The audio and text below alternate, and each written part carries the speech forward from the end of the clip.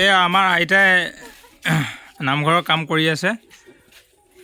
আইতাই সেইদিনাখন গৈ মোক ধুনীয়াকৈ ক'লে, মানে তেওঁৰ নামঘৰটো অৱস্থা একেবাৰে বেয়া হৈ গৈছে।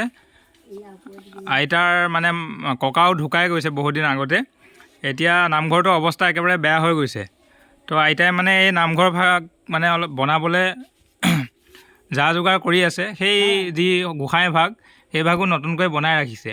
কিন্তু এতিয়া মেইন কথা হ'ল আমাৰ ঘৰটো বনাবৰ কাৰণে মানে আইতাটো একো নকৰে, খালি 250 টকা বৃদ্ধ পেঞ্চন এটা পায় আৰু তেনেকৈ কোনো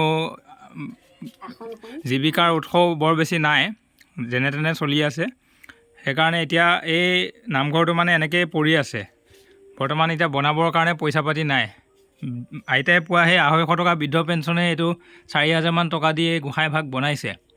আইতাই মানে এতিয়া বৰ আগ্ৰহ আছে এই নামঘৰ ভাগি বনাবলৈ। সেইকাৰণে মোকো গৈ ক'লে, ময়ো আহি চালোঁ বস্তুটো, তো আপোনালোকক দেখালোঁ। ৰাইজে যদি অলপ সহায় সহযোগ কৰি দিয়ে তেতিয়াহ'লে আইতাই এই নামঘৰ ভাগি বনাব পাৰিব। আইতা আহকচোন, অলপ কওক, তাৰপৰাই ক'লে হ'ব। আইতাৰ নামটো কি বাৰু? মোৰ নাম শ্ৰীমতী চিমলা দেৱী। মই বুঢ়া ভাগৰ বস্তু সৰু ভাগো আছে, বৰ ভাগো আছে। বৰ ভাগৰ মই খুব হেঁপাহ, মানে নামঘৰটো ভালকৈ কৰি ল'বা মন আছে। আপোনালোকে যদি সহায় সহযোগ দিয়ে মই খুব ভাল পাম দিয়ক। মই আনন্দ পাম, খুব আনন্দ পাম। আপোনালোকে সহায় কৰিব অকণমান প্ৰভু, এয়াকে মই মনৰ বাঞ্ছা। হয়, এতিয়া আইতা বৰ বেছি বহুত বয়সো হৈছে। কিমান বয়স হৈছে বাৰু আপোনাৰ? বয়স মানে 60 মানে 60টো নাজানে আৰু। একে ক'বলৈ গ'লে ব্ৰিটিছৰ যুগৰ মানুহটো, সেইকাৰণে বয়সটো একজেক্টলি নাজানে। তথাপিও 60ৰ ওপৰতে গুচি গ'ল, প্ৰায় 70 হ'ল চাগে।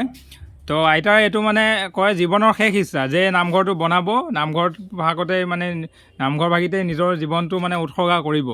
ইয়াতে সেৱা শুশ্ৰূষা কৰিয়ে জীৱনটো পাৰ কৰিম বুলি ভাবিছে, জীৱনৰ শেষ ইচ্ছা। তো আপোনালোকেও যদি আইতাগৰাকীক অলপ সহায় কৰে তেতিয়াহ'লে আইতাগৰাকীয়ে নামঘৰটো বনাব পাৰিব। এয়া টিং চালিবিলাক বেয়া হৈ গৈছে, চব বেয়া হ'ল, চব বেয়া হ'ল। অপাহন মোৰ এই সৰু ল'ৰাটো চম্পক বোলে, সি আজি 12 বছৰ মানে নাই ঘৰত। সেইকাৰণে আপোনালোকে যদি সহায় সহযোগ কৰে মোক, হেৰি মানে বেঙা বেঙি ল'ৰা মাত দিব পাৰে। সি মানে হোজা ল'ৰা, সি এইয়া বেংগলত গৈছিল, গৈ পেলাই নাহা হ'ল। কিবা বিহাৰী মানুহৰ লগত মানে হেৰি কৰি মানুহে দেখি আহিছিল, এনেই আছে বোলে ভাবিলা, সি ভৰাইছি বুলি বাট চিনি নাপাওঁ বুলি নেজানিলে। সেইকাৰণে মানে খুব মই সৰু ল'ৰাটোলৈকে আন্দা হৈ আছে প্ৰভু। আপোনালোকে অকণমান যোগাযোগ কৰিব। মই খুব হেঁপাহ আছে সৰু ল'ৰাটো চাবৰ কাৰণে। এতিয়া এটি ল'ৰা আছে, সেই যে নহওক মানে কামলা কৰি খায় আৰু। মই সেইকাৰণে অৰ্থজীৱ নাই দিয়ক। মানে আপোনাৰ এজন ল'ৰা এতিয়া দিন হাজিৰা কৰি খায়, আৰু এজন ল'ৰা 12 বছৰ আগত মানে হেৰাই গৈছে। আৰু এজন পানীত হেৰি বিয়া কৰি দিছিলোঁ, পানীতে পৰি মৰিল। সেইটো মই সহায় নাপালোঁ, খুব কৰিছিলোঁ, নাপালোঁ সহায়। মই এতিয়া একেবাৰে মানে অন্তিম সময়, মই একো হেৰি নাই কৰোঁ। মই হেৰি এখন গোসাঁই ঘৰখন কৰিবালৈকে মই মানে হেঁপাহ হৈ আছে, আৰু সৰু ল'ৰাটোক চাবালৈকে হেঁপাহ হৈ আছে। আপোনালোকে যদি যোগাযোগ কৰি দিয়ে, হাতীবাদ গাঁও শ্ৰী চম্পক নাথ, এই ল'ৰাটো মানে বেঙা বেঙি হোজা ল'ৰা। সি একো বুজি নাপায় বাট পথ, তেতিয়া মোবাইলো নাই, তেতিয়া 12 বছৰ হ'ল, বেংগলত গৈছিল। আপোনালোকে যদি সহায় সহযোগ কৰে মই খুব আনন্দ পাম। আকৌ নামঘৰৰ কাৰণেও মই খুব যত্ন দিয়ক, বুজি পাইছেনে? আপোনালোকে মোক হেৰি কৰিব, সহায় সহযোগ কৰিব।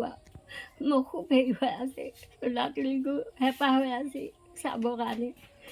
বেঙা বেঙি ল'ৰা, কামবিলাক কৰিয়ে ফুৰে, মানে ক'বা নেজানে, অইনে পইচা খাই আছে। এতিয়া এই বেংগলত পইচা খাই আছে, হেৰি বিহাৰীবিলাকে মানে দুটা লগ লাগি তাক ঘূৰাই লৈ ফুৰিছে। পইচাখিনি সি লয়, সিহঁতে লয়, দিম দে বুলি পেলাই নিদেই তাৰ হাতত।